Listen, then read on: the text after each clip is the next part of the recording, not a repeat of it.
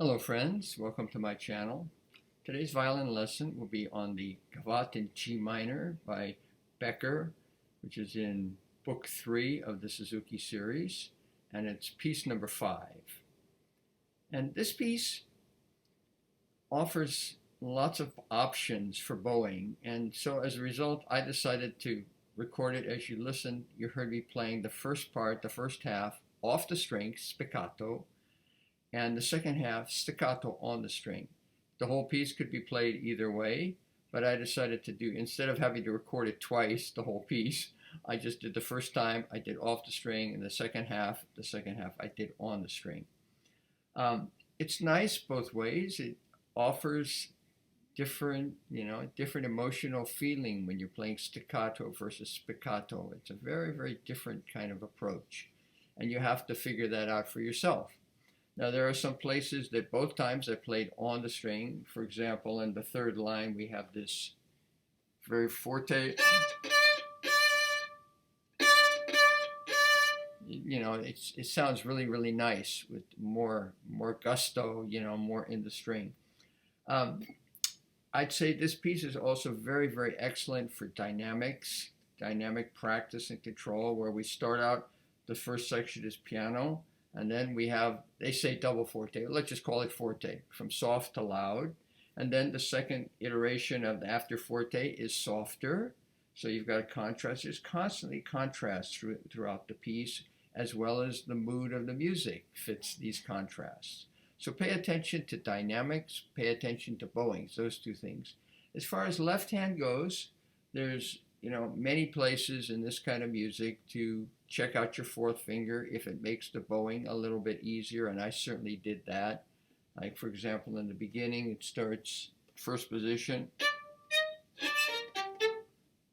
I'm going to play 3-4 on the same string instead of coming.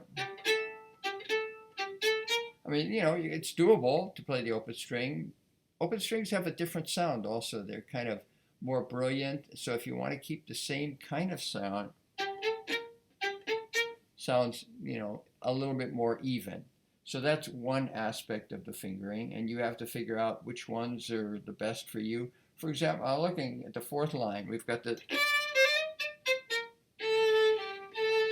to get a little bit more espressivo with the foot versus, I would consider that more of a beginner level fingering with the open strings, that we're starting to get to a higher level when you can come around, because it's not easy. Playing a B flat to get that fourth finger in tune. It's a big open. It's a little, it's a half step beyond the perfect fourth. The natural shape of the hand is on the A string, B to E, perfect fourth.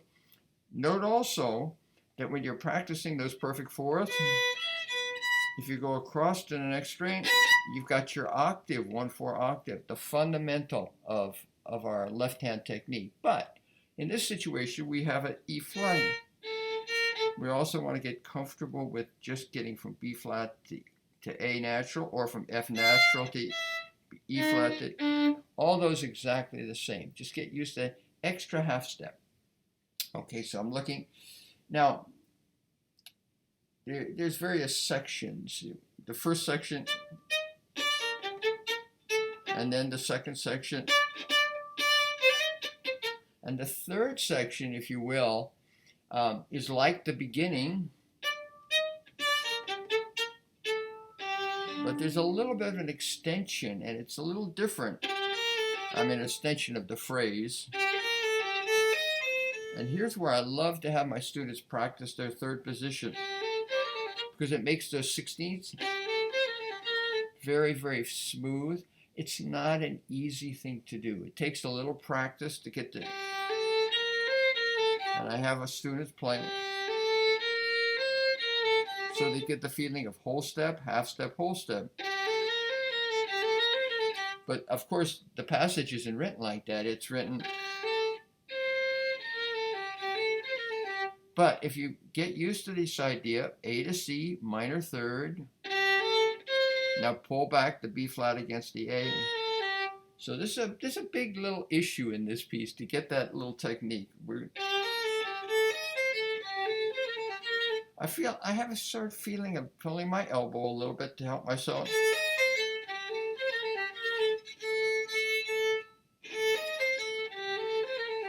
See, it's quite easy. I'm holding, of course, holding these two fingers down.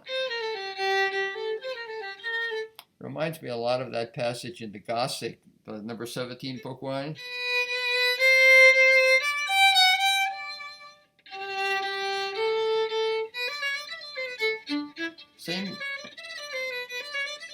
Same type of action as here.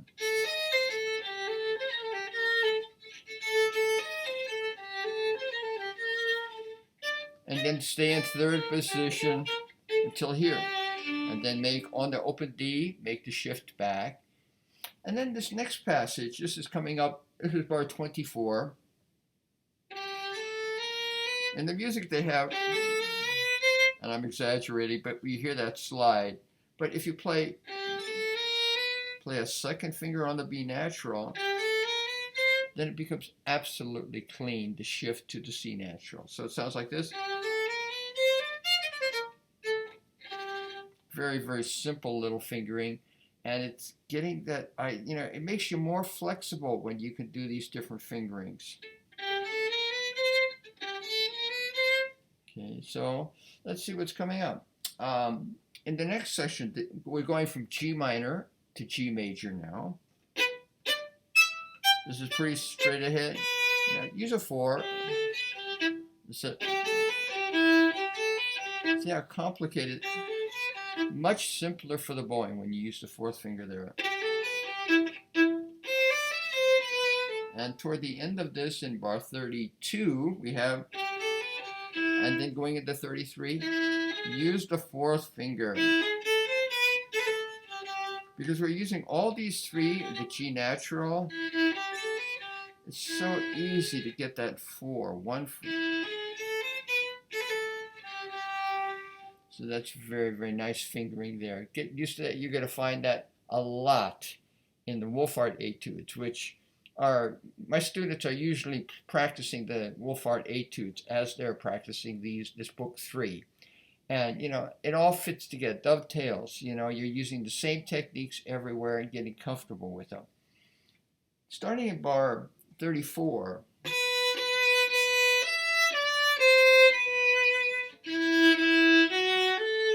you notice the bow technique. I'm not even talking that much about bow technique. I talk about using spiccato and then staccato. But in a place like this, this is where the grand détaché gets going in.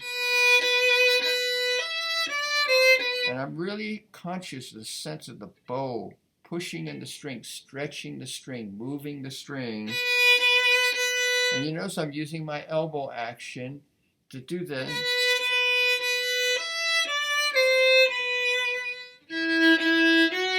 And the elbow action, the elbow rises slightly on the upstroke, drops slightly on the downstroke.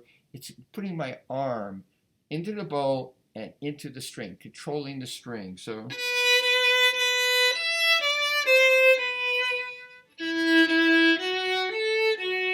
now here's a little fancy fingering I do, which is, again, you notice I'm going to make the shift in the bow change.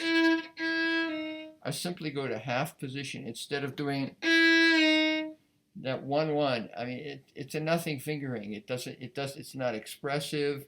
There's not much you can do with it. But if you do,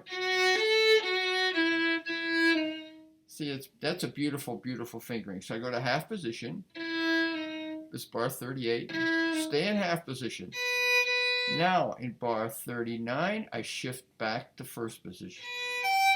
This is how it sounds.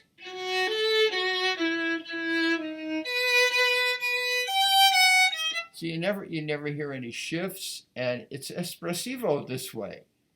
So now we stay in.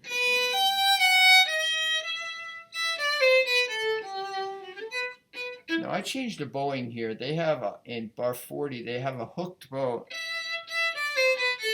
But I wanted to end up bow at the end of the phrase, so I simply split that. Then I'm set to go. I'm already comfortably going up instead of being down and having to do a recovery. This gives me a lot of options. So that looks like the essence of what's in this piece. Very lovely piece. I like it very much. Fun to play. Um, okay, I think that'll do it. I use and I do use in bar 66, 7, 68, 69. I'm using the same fingering to shift to third position. And then in bar 72, I use the open string to come back to first position and use the 3/4.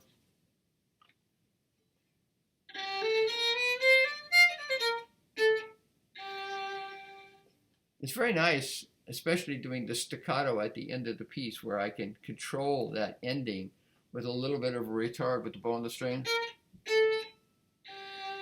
So that's a nice aspect of the staccato bowing. Thanks very much for listening. Have a great day.